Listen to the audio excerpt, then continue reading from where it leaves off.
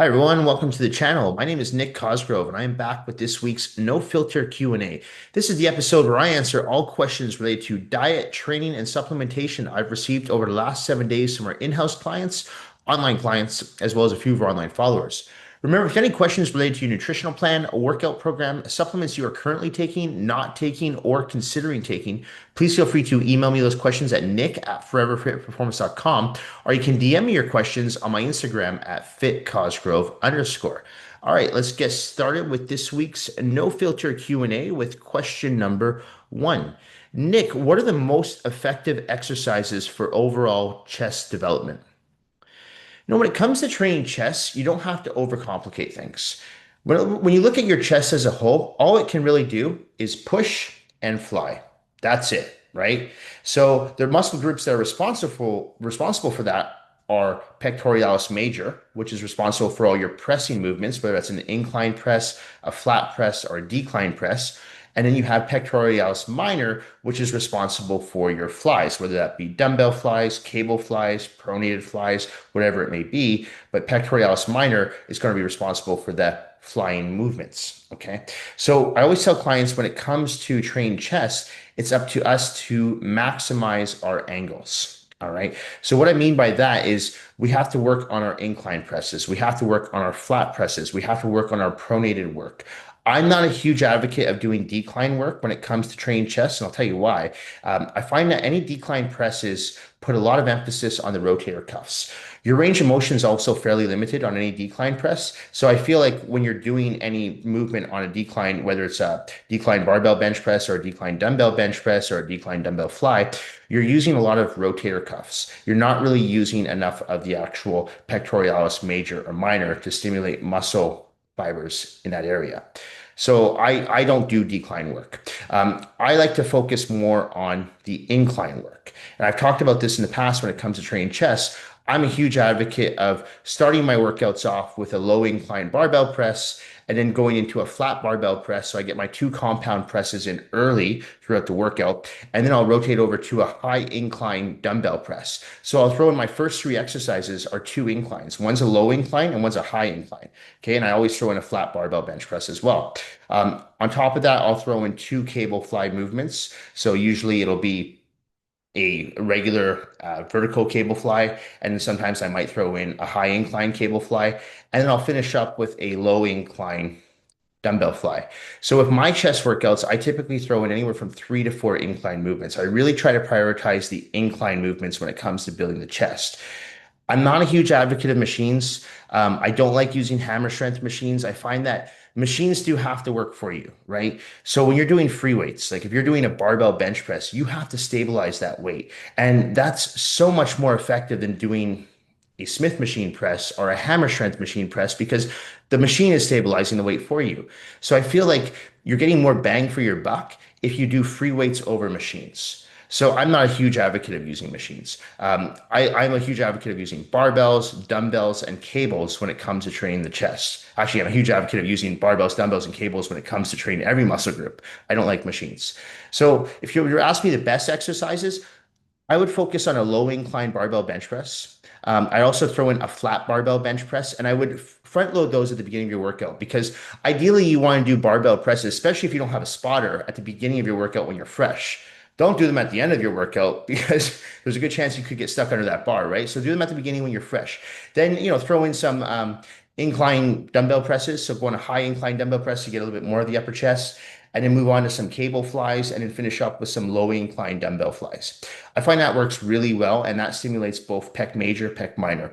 You have to remember the chest is actually a very small muscle group. It's not like the back. The back is a large muscle group, right? So you need to prioritize more on your angles and rather than trying to focus on different exercise selection. Because when you look at the back, well, the back, you can do all types of movements. Like I said, you can do pull downs, you can do pronated pull downs, you could go supinated pull downs, you could go neutral grip pull downs, and then you've got rows where you can do T-bar rows, bent over barbell rows, you could do vertical rows, you could do dumbbell rows. There's all different types of exercises that you can do for the back that goes beyond just the angles, right? Because you have your grips with pronated, supinated, and neutral.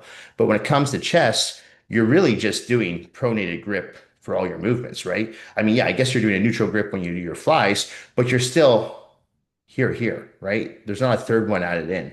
And it really just comes down to your presses and your flying motions. That's it. So don't overcomplicate things. I would throw in two barbell presses, one or two dumbbell presses, and then at least one fly, preferably a dumbbell fly. But if you have the time, a cable fly as well. Because I feel like they're both beneficial because if you do a cable fly in addition to a dumbbell fly, you're just putting different tension on pec minor from different angles. Okay. Next question. Oh, another chest question. Nick, how can I improve my upper chest specifically?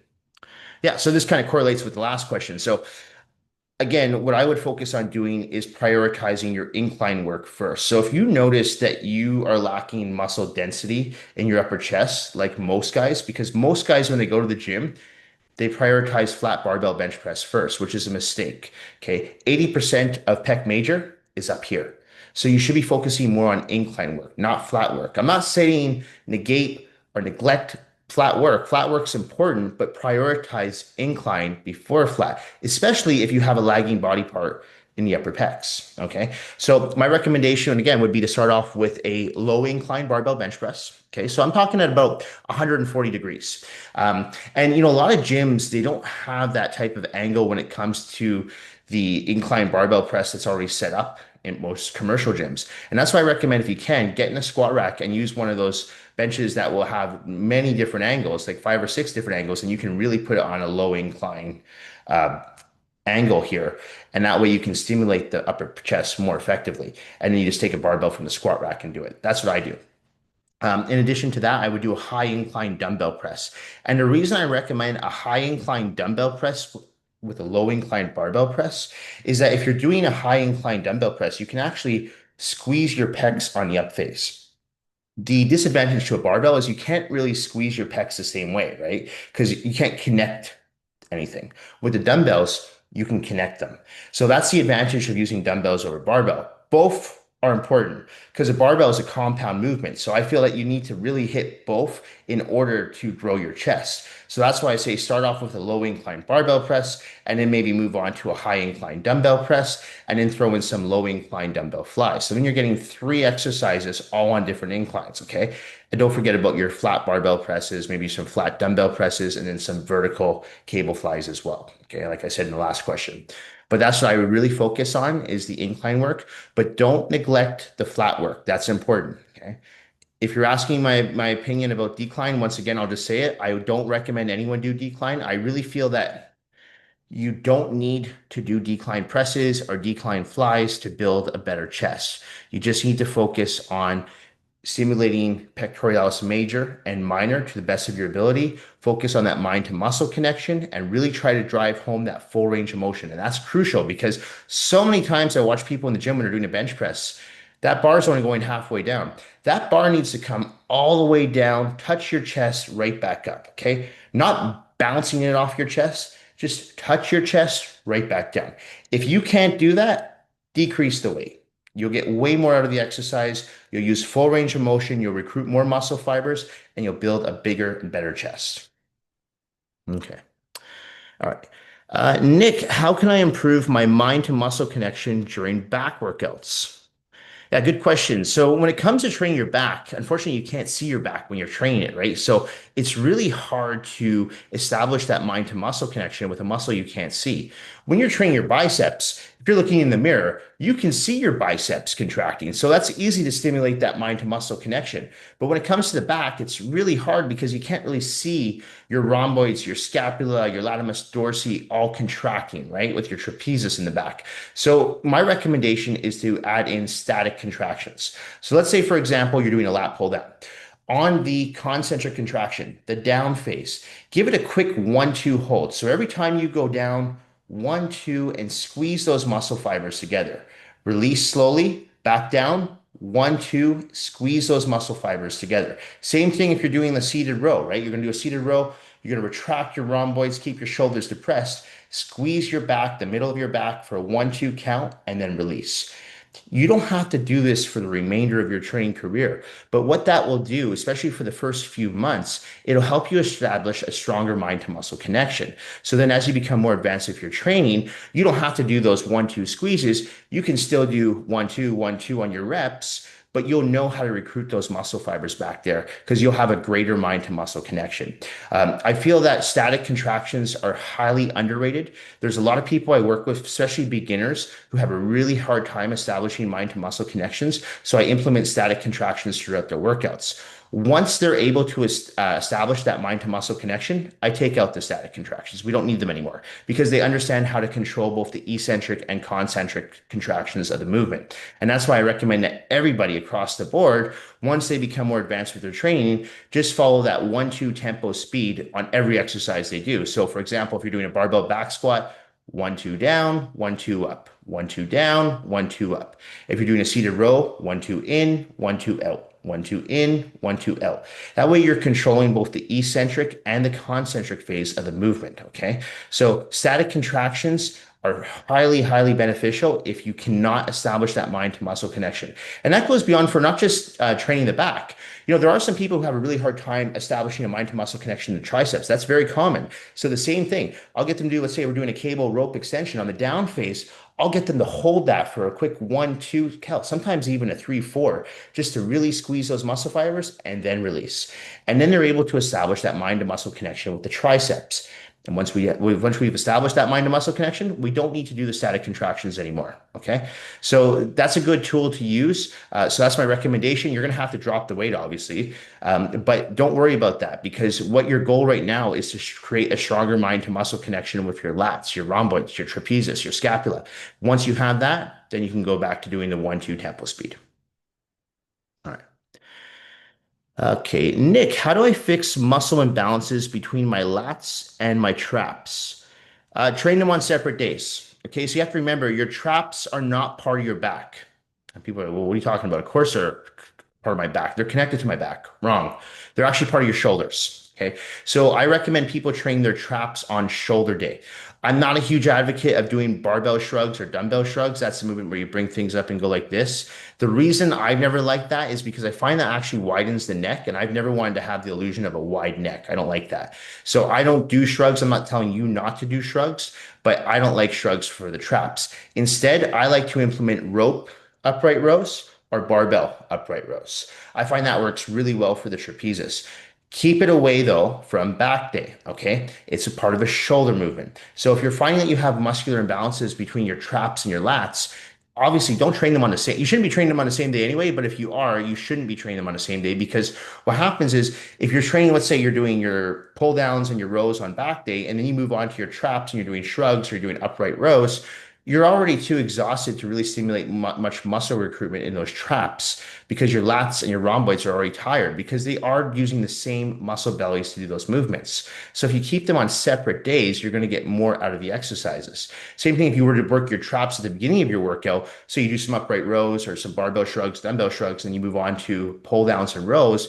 Your lats are going to be a little bit pre-exhausted because your lats are the synergist muscles when you're training traps, and your traps are the synergist muscles when you're training back. So keep them on separate days. This is the same reason why I tell people don't train your triceps with chest and don't train your biceps with back. That's a big mistake because when you're doing rows and pull downs, your biceps are your synergist muscle. You can't turn them off. Even if you use the grabbers that we sell or training straps, they're still going to be utilized a little bit. So if you do your back at the beginning of your workout and then you move on to biceps, well, your biceps are already pre-exhausted. So you're not going to get the most out of them, right? So train arms on their own day. Same thing with triceps after chest. Your triceps are your synergist muscles in your pressing movements. So by the time after you finish chest and you move on to triceps, your triceps are already gassed. So keep them on separate days. Okay. So it's very important that when you are putting together a training split, that it makes sense. And if it doesn't make sense, what's going to happen is you risk injury. You're not going to grow because your muscles are going to not be able to fire properly because they're either going to be too exhausted or not exhausted enough because you're not training them in a proper sequence. And at the end of the day, you're just not going to get results. So like everyone wants to get results, right? So train methodically and make sure that you approach every workout intelligently and you combine the proper muscle groups together in your workouts. Whether you're doing a 3-day split, 4-day split, 5 or 6-day split, it has to make sense. And then again, if you don't know how to do that, work with a trained, knowledgeable, and professional personal trainer that can help structure a program for you in order to help you get from point A to point B. All right. Nick, what exercises best target all three deltoid heads? Another good question. So your three deltoid heads, for those that don't know, you have your anterior deltoid, which is the front head. You have your medial deltoid, which is the side head, and then you have your posterior deltoid, which is the back head. And you also have your trapezius, which I just mentioned in the last question, which is part of your traps, which should also be on a shoulder day. Okay. So my recommendation is you want to give two exercises for each head if you have shoulders on its own day. If you don't have shoulders on its own day, my recommendation is to give one exercise for each muscle head. So say you're training shoulders with biceps and triceps, you want to make sure you get at least 3 to 4 shoulder exercises. So that could be for the anterior deltoid, that could be either a seated dumbbell shoulder press or a standing barbell military press, or you could even do some dumbbell front raises. If you want to work the medial head, that could be some standing lateral raises or seated lateral raises, or you could do some unilateral cable raises. As far as the posterior deltoid is concerned, you'd like to do maybe some bent over rear delt flies with dumbbells. You could do bent over cable flies, or if you're at a commercial gym, you could do a reverse pec deck machine. Again, I'm not a huge advocate of machines. I personally like to do the bent over dumbbell flies in addition to bent over cable flies. Okay, because again, I find the cable and the dumbbell put a little bit different tension on the muscle belly. But in order to activate the rear delts properly, you want to bring your body down so you're parallel to the floor. In order to contract the medial deltoids properly, you want to be standing upright and making sure your elbows are always coming up parallel to the floor. And in order to contract your anterior deltoids properly on a pressing movement, let's say with dumbbells, those dumbbells should be coming down parallel to the ears. If you're doing a barbell military press, that barbell should be coming down parallel to your chin. Okay. And if you're doing front dumbbell raises, don't bring those dumbbells higher than eye level because then again, you're putting strain on the rotator cuff. That's very important. You don't want to put strain on your rotator cuff. And I see a lot of times in the gym, people, when they train shoulders, they're doing lateral raises, they go up too high. Well, now you're hitting the joint. You're not actually keeping tension on the muscle. So you got to bring your arm back down so you contract the medial deltoid. Okay. Or they're doing a barbell military press and they're not coming down all the way. Well, again, you're not really stimulating the muscle fibers because you're not using full range of motion. Or they're doing bent over dumbbell flies and they're using way too heavy of a weight and they're not even getting their elbows to surpass their back. Another mistake. Shoulders are a small muscle group. They're a very complex muscle group. They're not as simple as the chest. They're a smaller muscle group and they require a little bit more attention to detail. You do not have to lift super heavy weight to grow your shoulders. Okay, that's a mistake. You want to make sure that you're contracting the muscles properly and stimulating, not annihilating those muscle fibers, because you want to preserve the joints. Most common injury I see from people all the time, shoulder problems. Okay, so you want to avoid shoulder problems at all costs. Make sure you're keeping the weight controlled and make sure that you're keeping the weight on the muscle. So you're keeping all that tension on the muscle, not the joints. All right. Okay. Nick, what's the best way to build my arms when training them in the gym? Should I give them their own day or train them with another muscle group? So again, this will depend on what your training split looks like, how many days a week you're in the gym, okay, and are arms a lagging muscle group for you? For me, I always had shitty arms. I did. My arms were always so small. And the only way I was able to actually grow my arms is if I put them on their own day. So I stopped training them. Back in the day, I used to train my arms or shoulders. But I learned that by the time I got to my arms, I was already tired because I had done already like 35, 40 minutes of shoulders, and now it was time to go on arms. And I was too tired to do my arms properly. So I put them on their own day. And I got some decent results from doing that. But then when I changed up from basic straight set to supersetting my arms, that's when I really noticed my arms started to not just get bigger, but they actually got more defined. And I actually got, because I saw more definition in my triceps and I saw more pop in my biceps. So arms, just like shoulders, are a small muscle group, but you have to make sure that you're hitting all the heads. Your triceps have 3 heads, your biceps have 2 heads. So you want to get at least 5 exercises. For me personally, I love to overtrain. So I usually do anywhere from 8 to 10 arm exercises on my arm day. But you have to remember, I only train arms once a week. Once I train them, let's say on a Wednesday, I'm not going to train them again to the following Wednesday. So they get a full 7 days to recover. So my recommendation, if you can, is to superset your arms. Now, if you can't superset your arms, no, I understand. If you're at a commercial gym, it's very hard to superset. But if you have the luxury of training at a private facility, you can definitely superset your arms. Or if you're in a gym that's fairly quiet or you go during quiet hours, I would recommend supersetting. But at the end of the day, if you're not supersetting, just keep your rest periods between 45 seconds to a minute max. My recommendation is you want to make sure you're adding a combination of free weight movements. So that would be something like barbell curls, easy bar curls, dumbbell curls for the biceps, maybe some easy bar skull crushers and dumbbell kickbacks for the triceps. And then also some cable work. So for the triceps, that could be some standing rope extensions, standing straight bar press downs, standing V bar press downs, unilateral rope extensions. So you're working each side separately. You could do some laying down cable curls for your biceps. You could do some standing cable curls for your brachialis. You could do some standing hammer curls for your inner head of your bicep. Okay, so you want to make sure you're using a combination again of free weights, so dumbbells and barbells, in addition to cables. Again, I'm not a big fan of machines. If you want to use machines, go for it. But you're asking me how to build better arms. In my opinion, the best way to build them and build a foundation, if you are a natural lifter, as in you're not enhanced, as in you're not using anabolic steroids, use free weights and cables.